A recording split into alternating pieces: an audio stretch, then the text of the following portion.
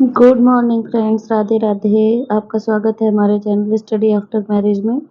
तो कैसे हैं आप लोग, कमेंट करके ज़रूर बताएं फ्रेंड्स। और आप लोगों की स्टडी कैसे चल रही है? उम्मीद करते हैं एकदम बढ़िया चल रही होगी और आप लोग भी एकदम स्वस्थ और मस्त होंगे। तो फ्रेंड्स, मैं अपने नए व्यूअर को अपने बारे में थोड़ा सा बता देती हूँ कि मेरा नाम है सरिता मौर्य और मैं एक हाउस वाइफ हूँ। और मैं टीजीटी यूपी टीजीटी और बीपीएससी टीआरई 4.0 की तैयारी कर रही हूँ और मेरा मेन सब्जेक्ट संस्कृत है। तो फ्रेंड्स, आज मेरे ब्लॉग की स्टार्ट हुई थी। बहुत ज़्यादा लेट हो गया था फ्रेंड्स, मुझे बहुत ज़्यादा काम था तो मैं धीरे धीरे करके पहले आज मैंने सोचा पहले पूरा काम ही ख़त्म कर लेती हूँ। तो फिर मैं अपना वही मेघदूतम लेके बैठ गई थी फ्रेंड्स, जो मैंने अभी आपको बताया था, क्योंकि उसमें 67 श्लोक्स हैं और सारे इतने टफ हैं कि आप उसे जब तक अच्छे से कई बार देख देख के नहीं पढ़ लेते हैं वो दिमाग में नहीं बैठती हैं। फिर बाद में होता ये है कि चीज़ें भूल जाती हैं, तो मैं नहीं चाहती कि मैं उसे कुछ टाइम के बाद भूल जाऊं, इसलिए मैं उसे बहुत अच्छे से बहुत बारीकी से पढ़ रही हूँ, एक एक चीज़ की मुझे भूले ना। तो इसीलिए मुझे टाइम लग रहा है और अभी मैं उसी को अपना कंप्लीट करूँगी जब तक मेरा मेघदूतम ख़त्म नहीं हो जाता, कंप्लीट नहीं हो जाता, तब तक मैं किसी और बुक की तरफ नहीं बढ़ूँगी या फिर किसी और टॉपिक की तरफ नहीं बढ़ूँगी। अभी मेरा मेन टॉपिक है मेघदूतम।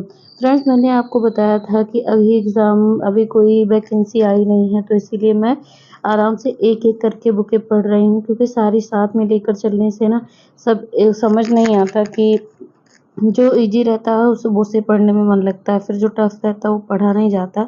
तो अगर आप एक ही बुक करके कंप्लीट करेंगे तो आपके दिमाग में एक स्टोरी सी बन जाती है। अगर आप एक बुक एक टाइम में पढ़ते हैं तो फिर वो चीज़ें आपके दिमाग से कभी नहीं निकलती।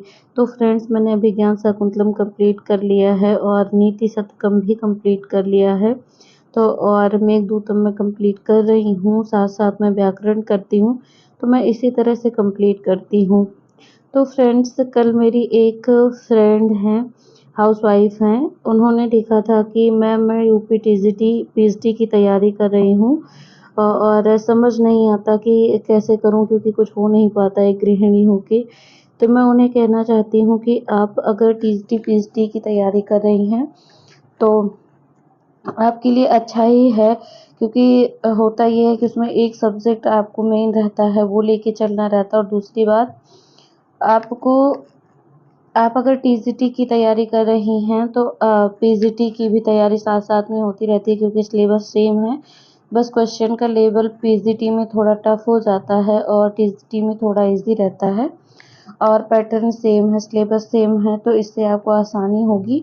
और आप जो है अपना टाइम फिक्स कर लीजिए कि आपको दिन भर टाइम तो फिक्स नहीं होता है गृहिणी का। मेरा मतलब है आप सुबह उठिए तो एक डायरी होगी आपके पास, बुक कुछ भी है, आप उसमें नोट डाउन कर लीजिए कि मुझे आज दिन में ये टॉपिक कंप्लीट करना है। अगर आपसे स्टार्टिंग में अभी नहीं हो पा रहा है तो आप और प्रयास कीजिए कि आप वो टॉपिक दिन भर में कंप्लीट कर पाएँ। जब भी आपको टाइम मिलता है आप उस टॉपिक पे लग जाइए। फिर मैं आपको ये कहना चाहती हूँ कि स्टार्टिंग में आपको दिक्कतें होंगी। आप अपने लिए जो टास्क लिखेंगी कि मुझे दिन में कंप्लीट करना है, हो सकता है कई बार वो ना कंप्लीट हो, लेकिन आपको ऐसा करते रहना है। आप अगर ऐसा कुछ टाइम करेंगी तो आपकी हैबिट बन जाएगी और फिर आप देखिएगा आपसे चीज़ें अच्छे से होने लगेंगी। आप अच्छे से कर पाएँगी। एक दिन आएगा जब आप अपने लिए जितना टॉपिक सिलेक्ट करेंगी, आप उसे कंप्लीट भी कर लेंगी। तो आप अगर गृहिणी हैं तो मैं आपकी बातें समझ सकती हूँ, आपको कितनी प्रॉब्लम होती होगी। तो इसीलिए मैं कह रही हूँ, आप घर नहीं छोड़ सकती हैं, जो काम है उन्हें नहीं छोड़ सकती हैं, उन्हें करना ही करना है। तो उसे प्रेशराइज़ होके मत कीजिए, आप उसे लाइटली मतलब उसे आप अपने रूटीन में शामिल कर ही चुकी हैं।